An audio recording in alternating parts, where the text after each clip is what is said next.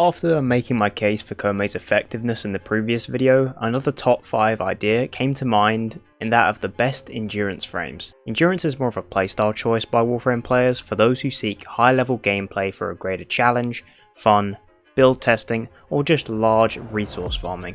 It's no secret to anyone that every frame in the game is capable of going to level cap, and there are plenty of players who dedicate their content to taking a variety of setups to these higher levels. Thus, I think this topic has definitely got a discussion and an audience to be made. In today's top 5, we attempt to narrow down the best endurance frames in the game, which 5 can breeze through the highest level gameplay through both massive amounts of damage and survivability. However, we must first go over some honourable mentions, of course, that very nearly made the list.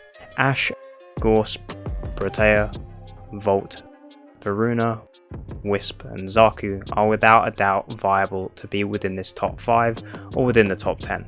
And in particular, Ashe is very close with his invis, crit buffs, armor strip and slash damage, but maybe once you see the top 5 you'll understand why these frames just barely missed the list. At number 5 it was almost Ashe, but I can't deny how powerful Sarin is in comparison. Out of all the frames listed today, Sarin may lack the most in survivability, but even that as an argument is negated by her caster playstyle and how well she suits shield gating. Using this method to stay alive at level cap whilst you spread corrosive damage spores up to 100,000 damage a tick, corrosive damage buffing for your weapons via her spore augment, toxin amping for your weapons and doubled that damage for your melee, and spreading viral damage with miasma. There is no level of enemy that can ever stand up to her in damage combinations. She doubles as both a weapon platform and a caster frame that can buff her teammates and wipe battlefields in seconds. Her only real disadvantage is the constant need to spam her molt in order to shield gate. Depending on your builds this can be energy hungry, but it's more just a playstyle nuisance. At the number 4 spot we have Mag. Mag is in a similar position to Sarin in terms of how she handles endurance content.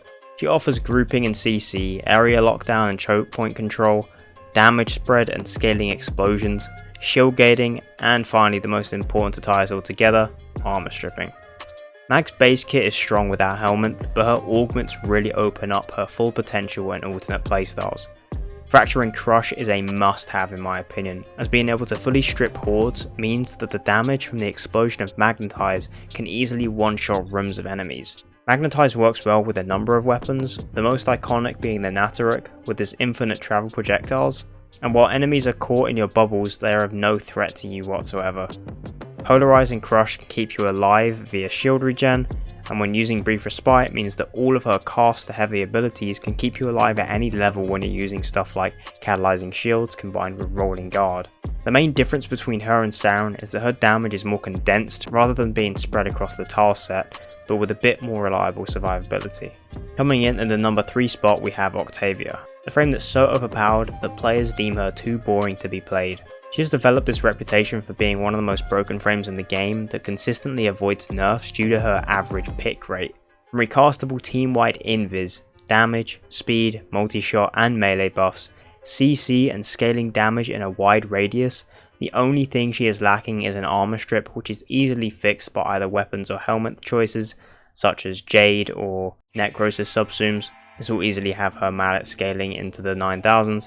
Her mallets will kill anything when combined with said armor strip, and her buffs ensure constant weapon amping and survivability. There's really nothing Octavia can't do, and it's truly a contender for the number 1 spot in my opinion. And of course, one of the big selling points is that she can make her entire team capable of strolling through level cap content like it's nothing. These are all team-wide buffs, which makes her stand out a little bit more from Mag and Sarin. This list probably wouldn't make sense without the inclusion of our next Warframe for our number 2 spot, none other than our most invincible frame available right now, Revenant. His infamous Mesmer skin not only renders you completely invulnerable and puts enemies to sleep, but can offer 5 of the same immortality charges to your team with its augment. He also has a large variety of damage options available in addition to being unkillable. Infinite scaling one-shot damage with Reeve when using it on thralls, the Thrall Pact augment for even more primary damage, and his Dance Macabre, which is easily wiping rooms at high level. Maybe not level cap, but it is useful, and its adaptive damage works well versus any faction. But of course, you can replace his ability for Raw, which most people would, because it combines nicely with the rest of his kit. All of these combined elements make him one of, if not the most reliable and easy level cap weapons platforms in the game, who many consider to be a little too strong in his current state. I'd argue that his one-shot scaling damage from Reeve is the most underused aspect of his kit, as many players seem to default to just using Mesmer Skin and Raw. But this scaling damage is what puts him at the number 2 spot on the list instead of just being considered a tank without nothing else to offer. Revenant is an easy inclusion in this list and very capable of being in the number 1 spot. If you've seen the previous video on this channel, then the number 1 spot probably comes as no surprise to you. And unsurprising to many of you familiar with Kome can probably understand why the endurance based Warframe takes the number 1 spot. I'm aware that plenty of people hate Kome enough to see this as an incorrect choice compared to the rest of the top 5, but after finding myself going for way longer than I intend in survivals without even trying, I can't begin to deny how seamless Kome fits into the endurance role. Seriously, there's never been a Warframe that I have this much fun with during endurance, and it's due to Kome's excessive scaling and interactive kit design.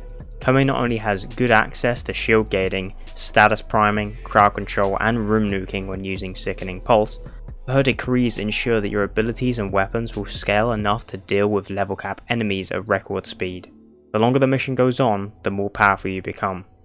Combining her with secondary fortifier to make use of her secondary decrees and then benefit from heat inherit, she'll shred through rooms of level 10k enemies within seconds, and she's basically unkillable. Her decrees also affect her operator weapon, meaning that Last Gasp will easily scale to level cap for an instant revival, so you go down to a Toxin Eximus, and you can easily get back up even versus level 10k enemies. Kome is without a doubt in my mind the easiest and most powerful endurance frame there is to choose from, and that's why I have her at the number 1 spot.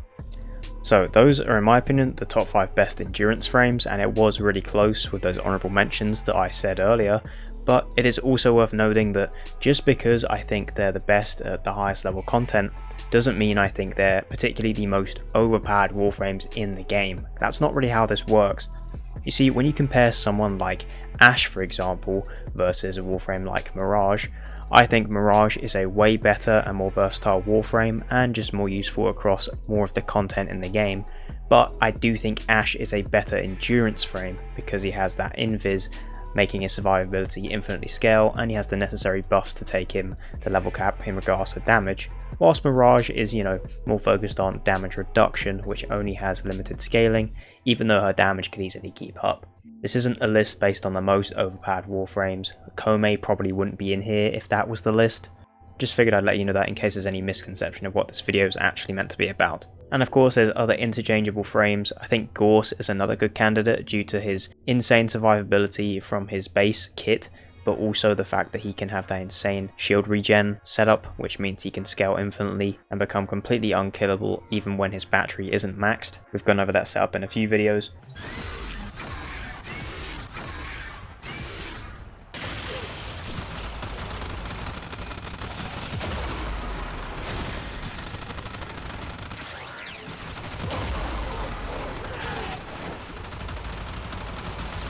What are you? An idiot sandwich.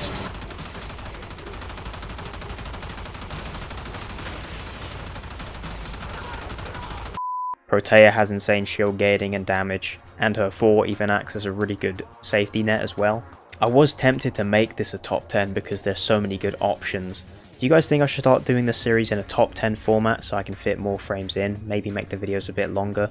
Or do you guys prefer the compact list as the top 5 right now? Leave me some feedback in the comments.